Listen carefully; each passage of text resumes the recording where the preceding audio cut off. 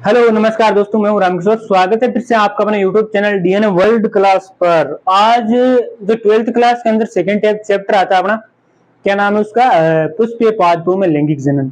उसके अंदर एक छोटा सा अपना टॉपिक है परागकोश की संरचना, परागकोश का निर्माण। उसके बारे में थोड़ी सी चर्चा करेंगे हम। परागकोश क्या होता है? परागकोश के अंदर दोस्तों परागकणों का निर्माण होता है, ठीक है। तो परागकोश के बारे में चर्चा करेंगे। पहले आपको बता देता हूँ परागकोश कहाँ पर स्थित होता है, ठीक है, ये जानना जरूरी है। मैंने पुष्प पर एक वीडियो बना रखा, उसकी लिंक डिस्क्रिप्शन में मैं दे दूंगा, जाकर आप उसको देखना, फिर आपको ये समझ में आ जाएगा। और पहले मैं बता देता हूँ दोस्तों, ये मैंने बताया था कि पुष्प का क्या होता है, मादा भाग होता है, वर्तिकाग्र, वर्तिका और अंडाशय, और ये होता है नर भाग, ठीक है। इसको बोला जाता है पुंकेसर या पुमंग, ठीक है। इस यहां से लेकर यहां वाली संरचना इसको बोला जाता है फिलामेंट, और ये ऊपर स्थित है, इसको बोला जाता है परागकोश। आज हम इसकी ही बात करने वाले हैं, इसका निर्माण कैसे होता है। उससे पहले हम देख लेते हैं थोड़ा सा इसके बारे में। और अगर परागकोश के अंदर दो पालियां होती है इस प्रकार से, एक दो, तो उसे क्या बोला जाता है? द्विकोष्ठीय परागकोश। क्या बोला जाता है? दो पालियां होती है तो उससे बोला जाता है द्विकोष्ठीय परागकोश। और दो पालियां न होकर ओनली, सॉरी एक बार और देख लो आप, द्विकोष्ठीय परागकोश के अंदर बीजाणुदानियां बनती है चार। कैसे? 1 2 3 4। इसकी संरचना 12th एनसीईआरटी की बुक में दे रखी है, स्पष्ट रूप से दिख रही है, वहां पर जाकर देख लेना। यानी द्विकोष्ठीय परागकोश के अंदर बीजाणुदानियां कितनी होती है? चार होती है, 1 2 3 4, ठीक है। और अगर परागकोश के अंदर सिर्फ एक पाली होगी तो उसके अंदर कितनी बीजाणुदानियां बनेगी? 1 और 2। अगर परागकोश के अंदर एक पाली होती है तो उसे एक कोष्ठीय परागकोश कहा जाता है।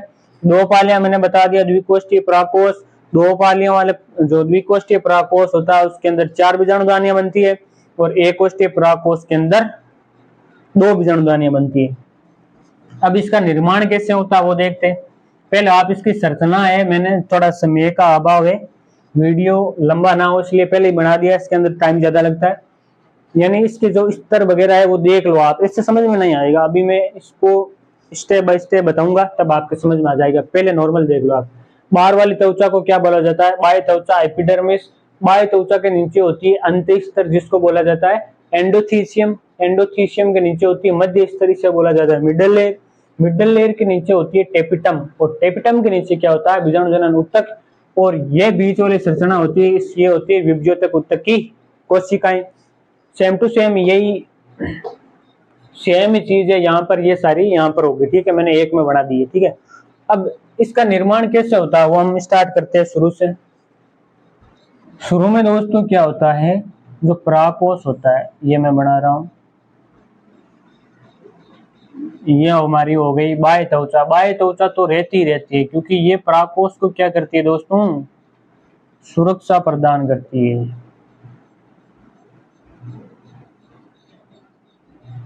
ये क्या हो गई? बाह्य त्वचा, जो आपको यहाँ पर दिखाई दे रही है ना, ये वाली, ये क्या हो गई? बाह्य त्वचा।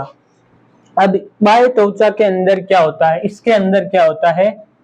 कोशिकाएं रहती है। किसकी कोशिकाएं?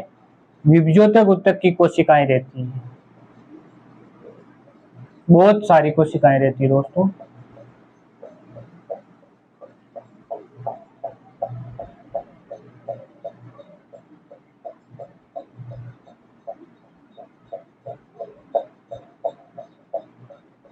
ठीक है, यानी ये हो गई बाह्य त्वचा, और बाह्य त्वचा के अंदर क्या हो जाएगी? विभज्योतक ऊतक की बहुत सारी कोशिकाएं रहती है। इस समय इस परागकोश को क्या बोला जाता है? तरुण परागकोश बोला जाता है।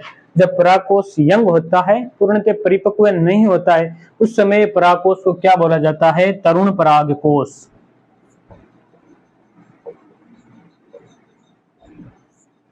तरुण परागकोश जब होता है स्टेज में, जिस स्टेज में यानी यंग होता है, तरुण परागकोश होता है, उसमें केवल बाह्य त्वचा होती है, बाकी मध्य स्तर, अंत स्तर, टेपिटम वगैरह, बीजाणुजनन ऊतक कुछ नहीं होता है, ठीक है। एक तो बाह्य त्वचा होती है और विभज्योतक ऊतक की बहुत सारी कोशिकाएं होती है। ये हो गई अपनी फर्स्ट स्टेज। अब इसके बाद हम बात करते हैं, ठीक है, ये हो गई विभज्योतक ऊतक की कोशिकाएं, बाह्य त्वचा। सेकंड स्टेज में क्या होगा दोस्तों, विभज्योतक ऊतक की जो कोशिकाएं हैं उनमें से कुछ कोशिकाएं क्या करेगी, अपने आकार में वृद्धि करेगी। चलो आकार में वृद्धि करवाते हैं।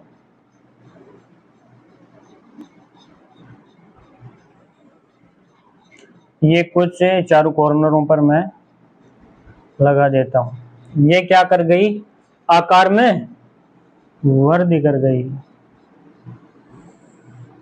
ठीक है। सेकंड स्टेप में क्या होगा दोस्तों कि जो विभज्योतक ऊतक की कोशिकाएं हैं वो अपने आकार में वृद्धि करेगी, ये कर गई,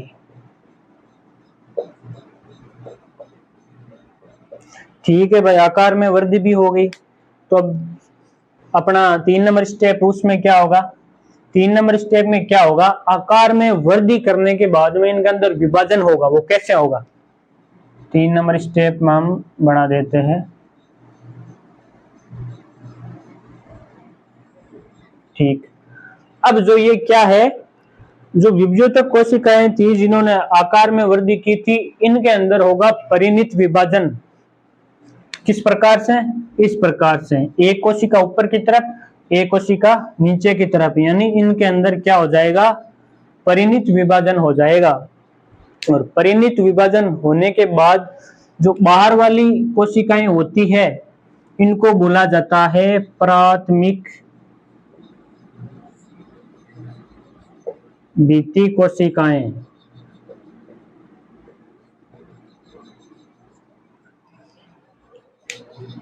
और जो अंदर वाली कोशिका बनेगी ये वाली, इसको बोला जाता है प्राथमिक पूबीजाणु जनन कोशिकाएं।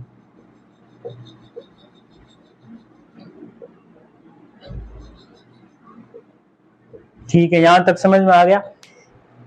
यानी बाहर वाली कोशिका जो बनेगी, इस कोशिका में विभाजन होने के बाद 2 कोशिकाएं बनेगी। ऊपर वाली, अंदर वाली क्या बनेगी, जो है प्राथमिक पूबीजाणु जनन कोशिकाएं, और बाहर वाली बनेगी प्राथमिक भित्ति कोशिकाएं। प्राथमिक भित्ति कोशिकाओं में क्या होगा, प्राथमिक भित्ति कोशिकाओं से किसका निर्माण होगा, अंतःस्तर का निर्माण होगा, मध्य स्तर का निर्माण होगा और टेपिटम का निर्माण होगा। चलो, अब मैंने बताया था कि प्राथमिक भित्ति कोशिका, अब निर्माण करते हैं इनका। यानी बाह्य त्वचा तो अपनी है ही, ये बाह्य त्वचा। अब प्राथमिक भित्ति कोशिकाओं से क्या होता है, इन स्तरों का निर्माण होता है। बाह्य त्वचा के नीचे क्या होती है, अंतःस्तर होती है। तो पहले चलो अंतःस्तर का निर्माण कर लेते हैं। ये मान लो यहाँ पर अंतःस्तर हो गया, नॉर्मली बना रहा हूं, वैसे पूरा चित्र बना हुआ है। यानी अंतःस्तर प्राथमिक भित्ति कोशिकाओं से एक तो अंतर को जो अंतःस्तर है वो बन गया। अंतःस्तर बाद में आती है अपनी मध्य स्तर, तो चलो ये मध्य स्तर बना दिया। मध्य स्तर बाद में आता है टेपिटम, ये टेपिटम बना दिया। यानी इतना कार्य किसका हो गया, प्राथमिक भित्ति कोशिका का हो गया। अब अंदर आपको यहाँ पर बीजाणु जनन ऊतक दिखाई दे रहा है। आप ये सोच रहे होंगे ये कैसे बनेगा। अब जो अंदर वाली कोशिकाएं थी प्राथमिक जो पूबीजाणु जनन कोशिकाएं हैं, इन पूबीजाणु जनन कोशिकाओं से किसका निर्माण होगा, पराग मात्र कोशिकाएं। और पराग मात्र कोशिकाओं में निरंतर जो है अर्धसूत्री विभाजन होगा। उसके बाद पराग मात्र कोशिकाओं से किसका निर्माण होगा, पराग कणों का। और अगर नाम आ जाए कि लघु बीजाणु जनन कोशिका, लघु बीजाणु मात्र जनन कोशिका, तो उससे किसका निर्माण होगा, लघु बीजाणुओं का। ठीक है, और सूक्ष्म बीजाणु मात्र कोशिका आ जाए तो उससे किसका निर्माण होगा, सूक्ष्म बीजाणुओं का।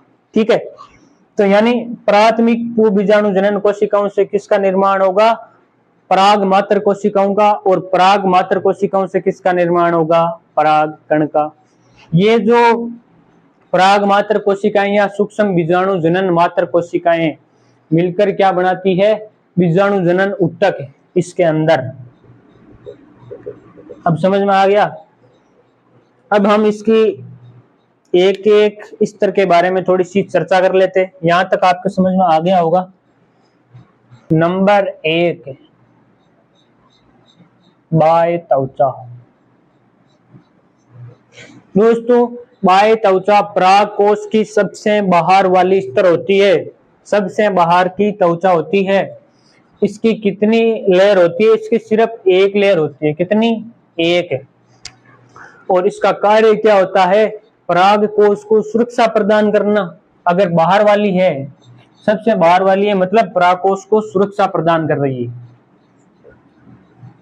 क्या करना? पराग कोश को सुरक्षा प्रदान करना बाह्य त्वचा का कार्य होता है। बाह्य त्वचा कहां पर होती है? पराग कोश के सबसे बाहर स्थित होती है।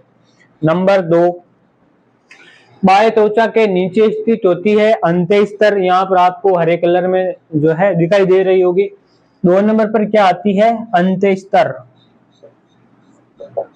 अंत्य स्तर ये कहां पर स्थित होती है?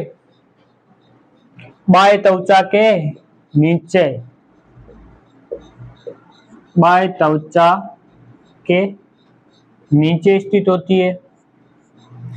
अंत्य स्तर कहां पर स्थित होती है? बाह्य त्वचा के नीचे स्थित होती है। इसका कार्य क्या होता है? इसका कार्य होता है पराग कणों को स्फुटन में सहायता प्रदान करना। जब यहाँ पर अंदर पराग कण बन जाएंगे पराग मात्र कोशिकाओं द्वारा, तो उनका जब स्फुटन होगा उस समय क्या होगी? जो अंत्य स्तर है उस वो क्या हो जाएगी? आकार में थोड़ी सी पतली हो जाएगी और जो है परागकण फटकर बाहर निकल जाएंगे।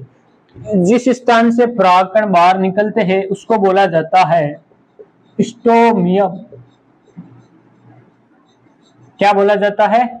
स्टोमियम बोला जाता है, जहां से परागकणों का स्फुटन होता है। ठीक दोस्तों, यानी एक कहां पर स्थित होती है अंत्य त्वचा? बाह्य त्वचा के नीचे। इसका कार्य होता है पराग कणों को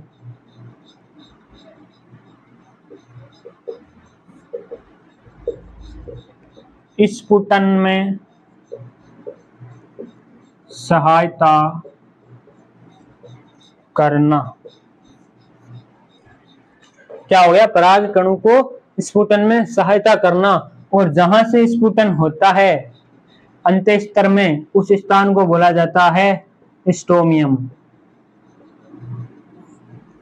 यहां तक ओके। अब नंबर 3 की हम बात करते हैं। पर आती है मध्य स्तर। मध्य स्तर की 1 से 3 लेयर होती है। कितनी लेयर होती है? 1 2 3। 1 भी हो सकती है, 2 भी हो सकती है और 3 भी हो सकती है। मध्य स्तर की कितनी लेयर होती है? 3 लेयर होती है। और मध्य स्तर कहां पर स्थित होती है? अंत्य स्तर के नीचे स्थित होती है। कहां पर होती है? अंत्य स्तर के नीचे। ठीक है। अब आप बोलोगे कि मध्य स्तर होता है जो, ठीक है, उसका कार्य क्या होता है? तो मध्य स्तर का कार्य मैंने बताया था, पराग मात्र कोशिका, सूक्ष्म मात्र कोशिका या लघु बीजाणु जनन मात्र कोशिका। तो जो मध्य स्तर होती है तो पराग मात्र कोशिकाएं होती है, जिनसे किसका निर्माण होता है? बीजाणु जनन उत्तर का। तो उनको क्या करती है? ये पोषण प्रदान करती है, यानी पराग मात्र कोशिकाओं को, पराग मात्र कोशिकाओं को पोषण प्रदान करती है। ठीक है दोस्तों, किसको पोषण प्रदान करती है? पराग मात्र कोशिकाओं को। अगला पॉइंट है अपना मध्य स्तर। बाद में क्या आता है? टेपिटम। 4 नंबर पॉइंट अपना आ गया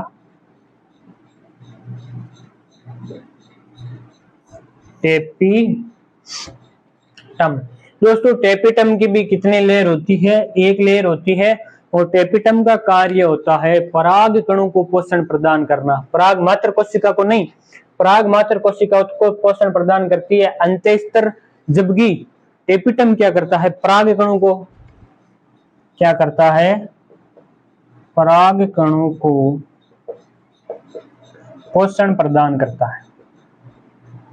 दूसरी बात और क्या करता है दोस्तों? टेपिटम से एक प्राकृतिक ऑक्सिन नामक हार्मोन स्रावित होता है। ठीक है, ऑक्सिन नामक हार्मोन जो है स्रावित होता है।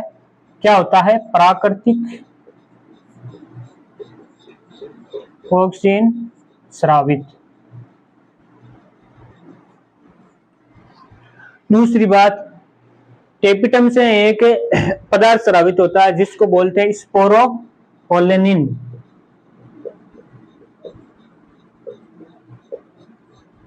स्पोरोपोलेनिन क्या होता है? जो अपना परागकण होता है उसकी बाहर वाली जो सतह होती है या बाहर वाली त्वचा होती है, उसका जो निर्माण होता है उसमें सहायता प्रदान करता है। यानी परागकण होता है उसकी बाहर वाली सतह खुरदरी होती है, तो उसके निर्माण में सहायता किसकी होती है? स्पोरोपोलेनिन की सहायता होती है। और दोस्तों लास्ट मैंने बताया था बीजाणु जनन ऊतक। तो बीजाणु जनन ऊतक कहां पर होता है? टेपिटम के अंदर। जो टेपिटम के अंदर वाली सतह, उसके जो मतलब टेपिटम के अंदर स्थित होता है क्या? बीजाणु जनन ऊतक। उसका निर्माण मैंने बताया था पराग मात्र कोशिका या बीजाणु मात्र कोशिकाओं से किसका निर्माण हो जाता है? बीजाणु जनन ऊतक का। धन्यवाद। ये क्लास खत्म।